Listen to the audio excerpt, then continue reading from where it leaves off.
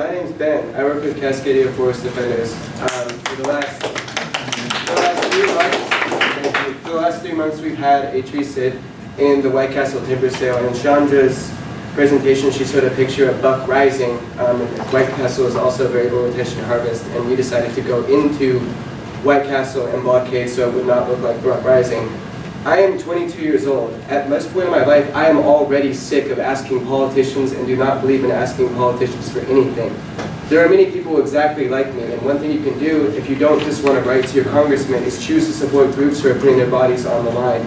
Someone back there might be writing it down, I hope so, afterwards, but one thing you can do is you can support us, Cascadia Forest Defenders. The more support we have, either financial or people power, the longer we can blockade in the woods, and the more other stuff we can work on, such as these larger ONC land issues than just this one timber sale right now. And we really need the whole community's support. So thank you those who have supported us so far, and thank you so much for giving more information and more word about this wider struggle. Thank you, Ben. Thank you.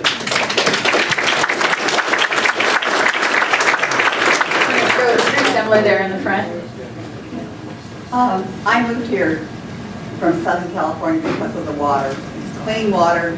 It's probably the world's best water, and we're so spoiled here. We don't understand what a precious resource this is, and we could lose it. I understand. I read articles in the Oregonian about Rockaway Beach and how their water system is being deteriorated because they find the timber has filled the water with soil. And they mentioned in the article that our water restrictions and rules are not the same as Washington. And I was wondering how that happened. I think people here, they just don't realize how wonderful it is to drink clean, clear, wonderful water. We're all really spoiled here. We are spoiled. We do have wonderful water. I co-steward 73 acres of farmland about 4.5 miles from here. And we are not certified organic because by our reputations in the past, my farming partner had a goat dairy, Ferns Edge, and I have farmed a garden in Willamette Valley for 18 years now. So we are not certified organic, so therefore we do not have to be notified when there are sprays going on around us. And last week I was in the field picking tomatoes with my 3 children, and we heard a helicopter up on the hill and we were watching it, and then all of a sudden my daughter says, "How come it's dumping pink stuff, Mom? What's the pink stuff it's dumping?" And we looked up, it was starting to mist a little bit, and so it was cloudy, and I looked up and there were clouds behind it, and there was so much pink stuff coming out that it looked like a sunset. And I immediately called neighbors to inform them, especially the ones that were across the valley from us, that it was dumping right into their streams, basically. And we hightailed it out of there for the day. But the fact that they didn't have to tell us, I did research all of the herbicides that they were using because I am also a beekeeper, and I was concerned whether there were neonicotinoid pesticides in, or neonicotinoid poisonings in the herbicides, which there weren't. But one of the herbicides was basically Roundup, and yeah, so that's. I think it's. What's that? Was there atrazine as well? No, that wasn't one of them. Yeah, that's what happened, and I don't think it's right. And this is in our backyard. Where Oregonians have been surveyed by the Pew Charitable Trust commissioned the survey. And they were surveyed about how they felt about opening more land to logging, about how they felt about dividing the land up in a trust situation such as DeFazio has proposed.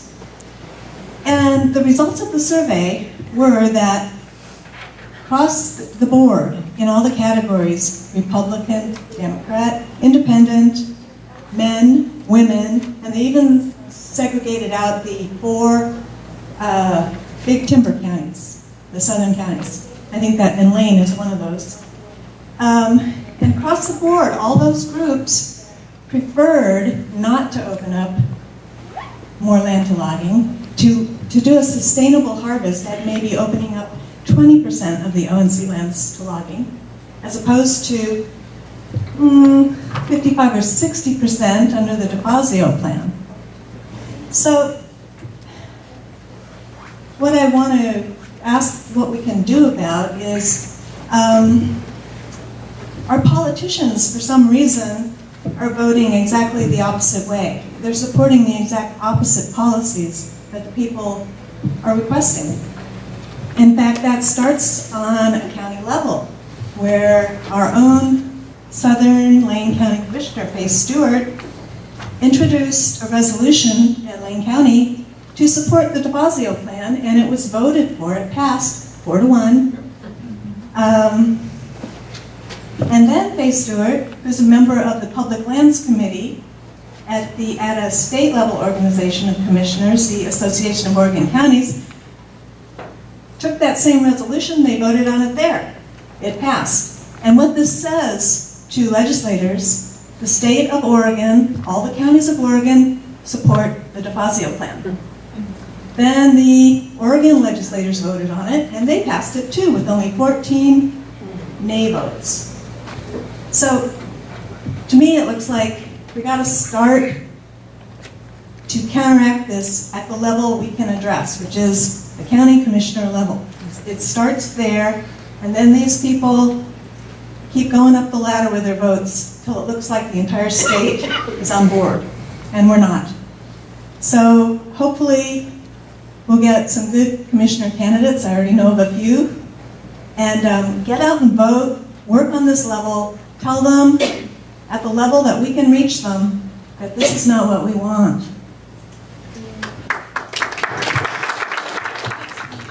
Observation of what I've seen as a tree planting inspector over the last 5 years for Weyerhaeuser and Seneca, and worked with fruit growers and worked with Roseboro, which would be 3 of the biggest players in this area. And what I've seen out there as we do our, monocropping, replanting of the clear cuts is that the area is devoid of wildlife, and that's due to this pesticide herbicide spraying. And it's a crazy feeling. It's like being on the moon. And especially some of these large Weyerhaeuser cuts up the McKinsey outside of Marcola that are all feeding right into the big watersheds, but you see them all over. And I guess a question maybe to John Sundquist or to Francis up there, I don't know the other 2 of you. What do you think the effect on all the pollinators? We know the effect on humans is terrible. That's a sad story from Marjorie. But what do you think the greater effect, where these, millions of tons or whatever is being dumped out there yearly, is happening? And as a person that's been on the ground, I can tell you I'm seeing 100 acres at a time devoid of life. Well, I think we don't know. I would just like to bring a bit of a word from that bastion of enlightened logging practices, Coos County.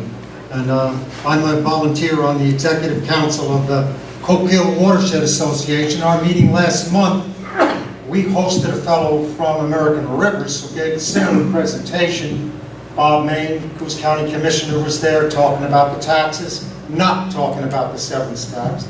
Timber people were there to cut to the chase. The last speaker was our executive council member representing commercial fishermen, Mr. Paul Heckel. And he had just come back from doing an informal survey up and down the coast and talking to commercial fishermen in Washington and California.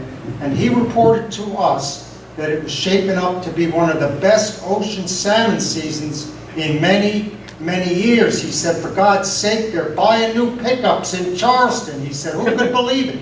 And then he said this. He said, I'm a retired biologist in addition to being a commercial fisherman. And he said, this improvement can be directly related to the aquatic conservation strategy of the Northwest Forest Plan. To throw that out now, as DeFazio and others proposed, would be to stick a knife in our commercial fishing industry. And then he turned to Commissioner Bob Main and he said, Bob, These are jobs we have here now. I thought that was very effective.